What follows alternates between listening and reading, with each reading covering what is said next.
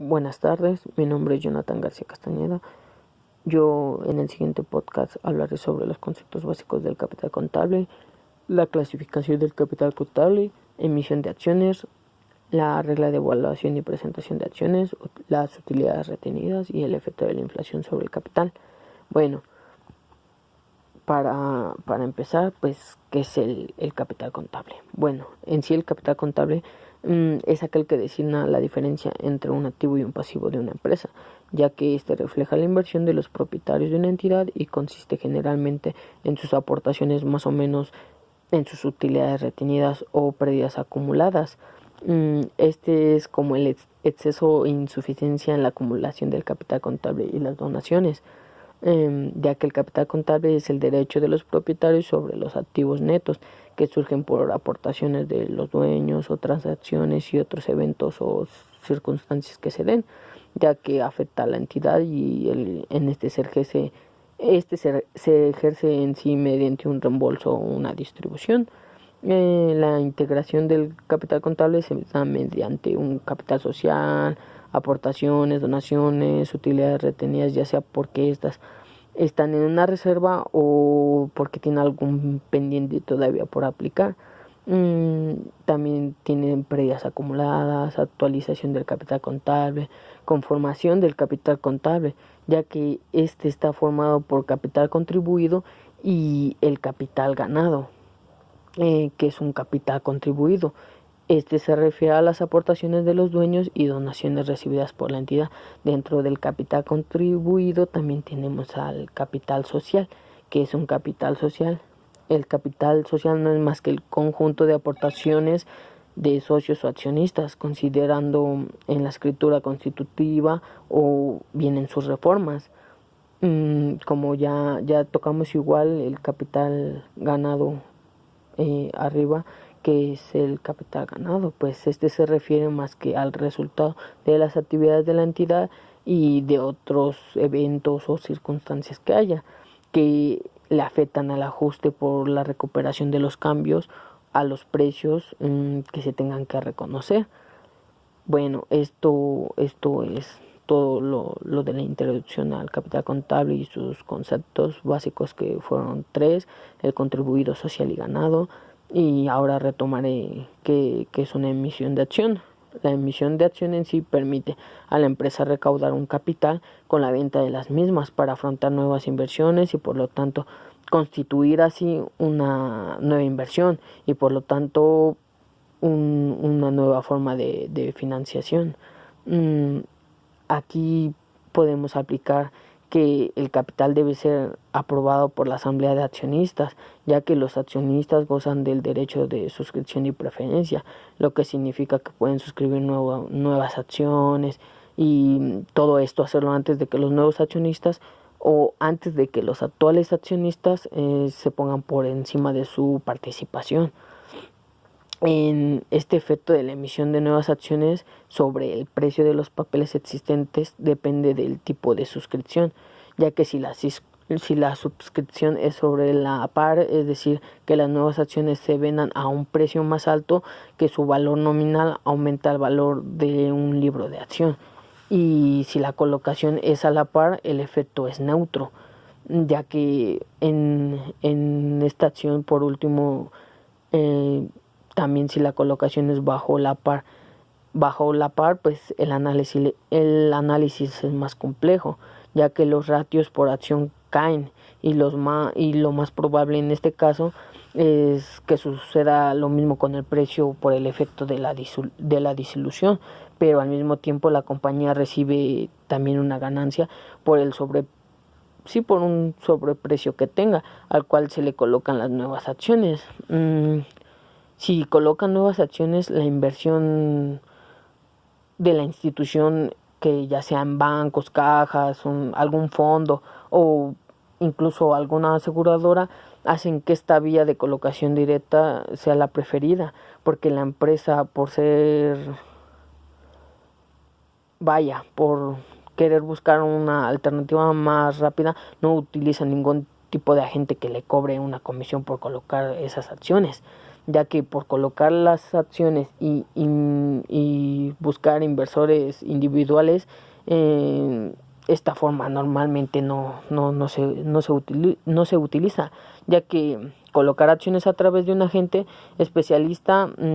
este agente puede llegar a acuerdos con las empresas o respecto a la forma de colocar acciones, ya que puede tener una venta firme este agente, que es donde el agente especialista compra todas las acciones y las vende a un precio superior obtenido a los beneficios, y la empresa pasa del riesgo de colocación a la gente que está haciendo este trabajo. Entonces este agente tiene una venta también por comisión, y este agente que es especialista actúa como un comisionista de cada acción que él coloca, y el riesgo de colocación de las acciones lo tiene pues la empresa. Estas acciones nuevas pues son con precio de emisión o sin precio de emisión, es decir, gratuitas y liberadas. Pues en sí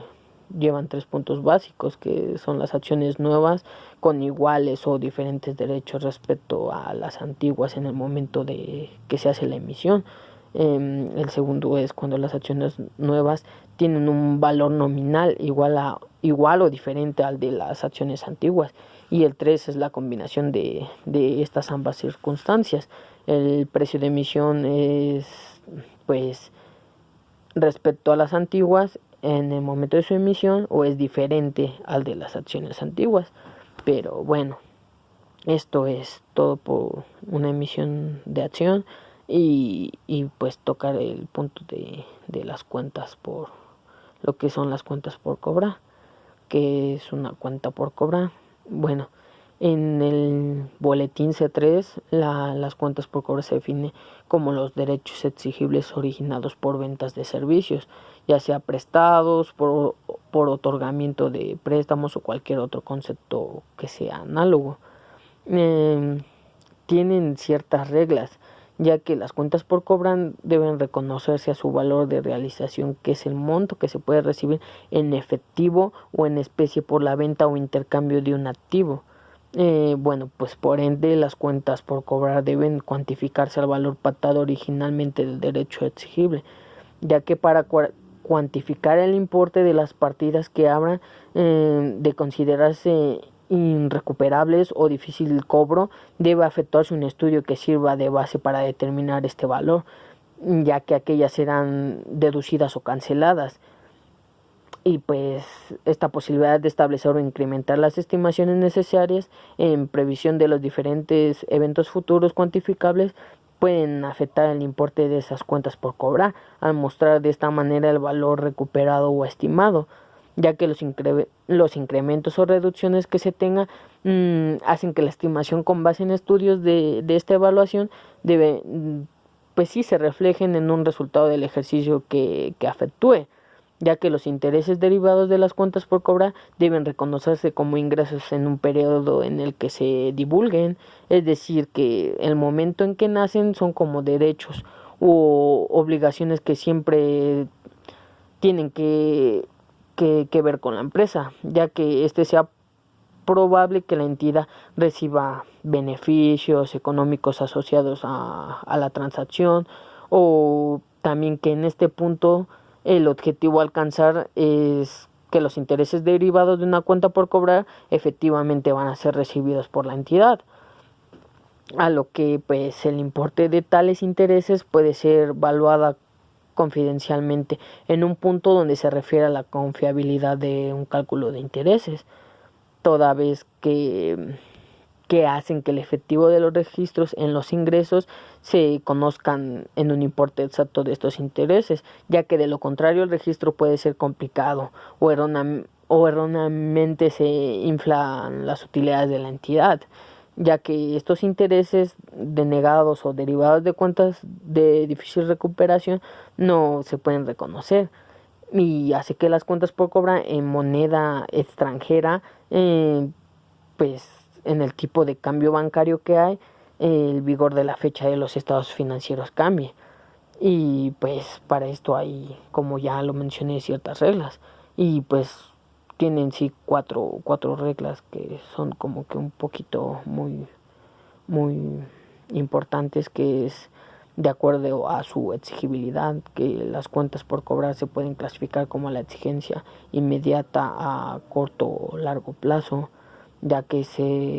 el segundo punto es que se consideran a corto plazo las cuentas que son exigibles a menor de un año. Y en el punto 3,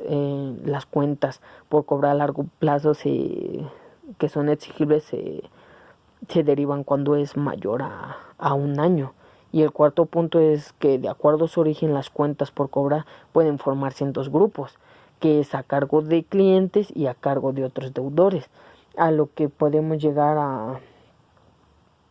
concluir que las cuentas por cobrar son importantes para conocer que, como ya mencioné, el boletín C3 es el que establece las reglas contables, ya que para el tratamiento de las reglas por cobrar, su importancia radica en que se presenten cuentas que generan flujo en efectivo, así como la liquidez de la empresa. Y esto es pues básicamente muy importante. Entonces, eso sería todo por las cuentas por cobrar. Y hablaré un poquito de las utilidades. ¿Qué son las utilidades? Bueno, ¿qué son las utilidades retenidas? Las utilidades retenidas, pues, no es más que la parte de los dividendos obtenidos por una empresa que no se reparten entre sus socios o accionistas. ¿Por qué no las utilidades retenidas no se reparten? Pues porque estas corresponden a las utilidades o dividendos de la empresa que permanecen en la empresa. Pues, o sea, esto es porque no se reparten entre sus socios o accionistas, ya que la empresa puede decidir con esas acciones mantenerlas para alcanzar diversos objetivos, como pues básicamente un crecimiento, ya que al finalizar el año de esas utilidades, las empresas suelen hacer un balance de las ganancias obtenidas durante el año y toman decisiones para repartirlas entre sus socios, o bien dejarlas ahí para financiar otros objetivos, por ejemplo, como ya lo dije, financiar un crecimiento o aumentar un número de trabajadores, mantener un fondo de reserva en caso de que haya alguna contingencia. Pueden ser una fuente financiera que haga que sean relacionados con comisiones. Cuando se utiliza de esta manera las comisiones, se utilizan de una manera adecuada, ya que pueden aumentar el valor de la empresa en un muy corto plazo, ya que también son consideradas como una medida del valor y estabilidad de una empresa. A mayor cantidad de utilidades retenidas es un reflejo de que la empresa está funcionando en un tiempo determinado y que realmente está teniendo ese plus que se tiene, ya que pues probablemente esta empresa en un futuro pague dividendos a sus socios o accionistas. ¿Cómo se calculan las utilidades retenidas? Pues las utilidades retenidas se calculan restando los ingresos a los gastos, obteniendo así la ganancia pues neta de estas utilidades, y luego mismamente restando los dividendos efectivamente pagados a los accionistas. El saldo pues restante serán las utilidades retenidas.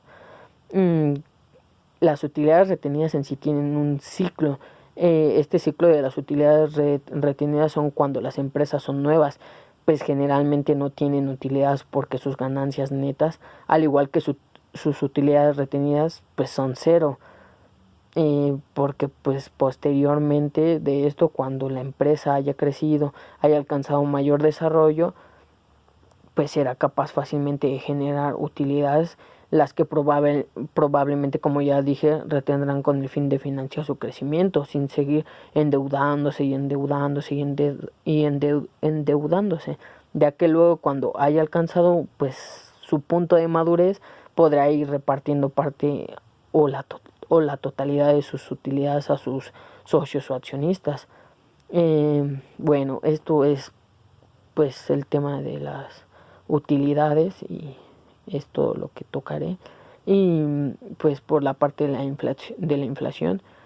pues en épocas de inflación alta, el que puede considerarse de más de un dígito, se debe conocer los efectos de inflación, porque se producen, pues estos se producen en el patrimonio y pues estos deben actualizarse en el capital contable, motivado por la pérdida de un poder adquisitivo del dinero, cambiándose de método de evaluación de un costo histórico en términos del poder adquisitivo de igual del dinero a la fecha que se tienen los estados financieros. Aquí vuelve a tocar un poquito el capital contable, ya que el capital contable es una partida no monetaria que produce una pérdida por exposición a la inflación que debe reconocerse de los resultados de este ejercicio. En sí, el registro para ajustar las cuentas del capital contable se efectúa en cuentas complementarias sin mezclar un costo histórico con las cuentas que mantiene la actualización por inflación. Las cuentas por actualización contable se denominan como actualización del capital o efecto monetario acumulado, resultado de tendencia de activos no monetarios, exceso o insuficiencia de la actualización del capital contable, ya que aquí las cuentas tienen auxiliares para controlar las cantidades para cada concepto del capital contable. Actualización del capital, el capital contable se actualiza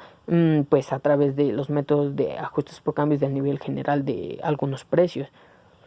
En sí, en este método se lleva a cabo la aplicación del factor derivado de los índices de precios al consumidor, ya que el costo histórico de estos pesos de poder de compra hacen que la fecha de los estados financieros, cuando se actualiza por primera vez la información financiera, no se mezclen, sino se separen los resultados del ejercicio en curso de los resultados de años anteriores que se han tenido, y para esto se requiere actualizar los saldos iniciales del ejercicio. Tienen un efecto obviamente acumulado, que cuando se actualiza por primera vez la información financiera se separan los resultados, como ya dije, de años anteriores y actualiza los saldos del ejercicio. Y si su resultado se registra en esta cuenta pues sí, de una forma en que el capital contable genere movimientos en el tiempo, pues la